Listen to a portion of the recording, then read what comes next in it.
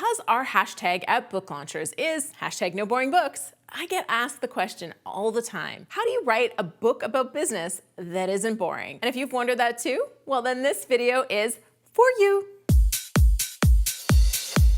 Hey there, I'm Julie the Book Broad, founder of Book Launchers, a fabulous full-service self-publishing company helping thought leaders and business experts write, publish, and promote a book to grow a brand and a business. And guess what?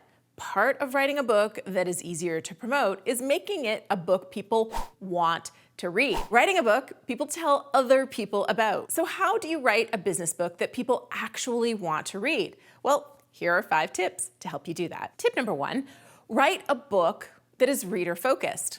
This does require you know who your reader is and it's not a general demographic. But after your first draft is done, go back and see how many sentences, paragraphs, and chapters start with I, and try to change it to be reader-focused. So instead of saying, I walked into the room and saw, you could say, imagine walking into a room and the first thing you see is. Or instead of, I concluded that this was the best approach, you could say, after having that result multiple times, would you believe this is the best approach? Or the consistent results made it clear this was the best approach. Write for your reader. So bring them into your data, your expertise, and your story. Meet them where they are in their career, their relationship, their health journey, and then help them through it to where they want to go. This is really important to writing a book for a reader and not writing a book for you. Tip 2, feeding into that tip, share experiences or share stories that connect to emotions that your reader has felt. In Self-Publish and Succeed, I share my experience of being rejected at the border for entry into the US.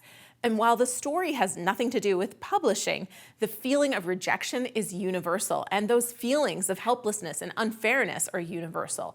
And in the case of my book, I tied it back to how authors can feel when they have to use Amazon, and Amazon does something like remove reviews or something else that you can't control. So find experiences or emotions that will connect to your reader and share them to build that shared experience feeling. Tip 3, this is especially important if you're used to technical writing or academic writing, but you want to write at the reader's level. Simplification is best unless your reader is highly technical or academic themselves. And even then, why not make the book more enjoyable for all by writing at a simpler level? Big words and jargon make it hard to relate to you.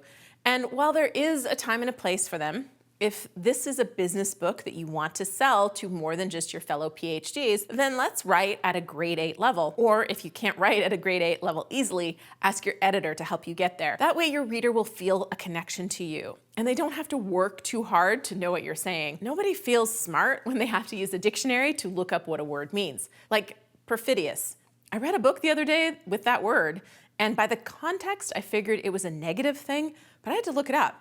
The author could have just said, oh, the woman was disloyal or unfaithful, but instead, the author chose a rather large uncommon word, which completely distracted me from what I was reading and sent me to Webster's online dictionary to find out what the word meant. Tip 4, use every chapter start and new section as an opportunity to hook that reader back in. Sometimes in nonfiction, you'll be writing something that a reader may not be interested in, so they'll scan ahead, I do this all the time, to get the gist or determine what else is coming. If you have compelling subheadings or you start your chapters and sections off with things that draw the reader back in, you'll keep them reading. Of course, you want great chapter titles, but it's also worth it to make your subheadings and new sections create curiosity and sell a benefit. You can use the same techniques that you should be using to start every chapter off. You can use a startling statistic. You can ask an engaging question.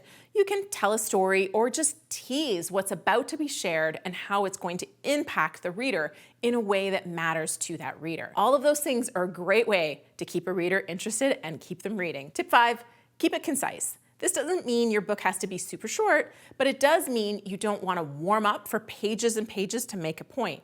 You can hit your reader right over the head, well, gently, with answers quickly. Have an editor go through and trim the fat. This isn't fiction where you need to have pages of description to help set a scene or to develop a character. This is nonfiction where a reader wants the outcome of an outcome. If you're a verbose writer, just ask your editor to help you trim it down so you can give the reader the essential details and nothing more. Writing a business book doesn't mean you have to write a boring book. In fact, there are plenty of opportunities to make it a great read. Take Corporate Counsel as an example. This is a book that helps you go from working in a private practice to holding a successful position as an in-house lawyer.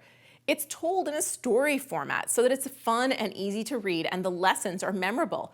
Anybody, you don't have to be a lawyer, anybody can read and enjoy this because there's no legalese. That's pretty cool. So what's your favorite nonfiction read that was fun to read and why? Let's chat about it in the comments below. And when you comment the day a video is released, you get entered to win some sweet #NoBoringBooks swag. Now, I think you're a pretty fabulous person and I would love to spend some more time with you. Perhaps you're feeling a little fear in your author journey. Well, this video will help you handle those fears. And if you're good with that and you're just excited to learn more, well, YouTube recommends you watch this video right here. Either way, I'm looking forward to seeing you there.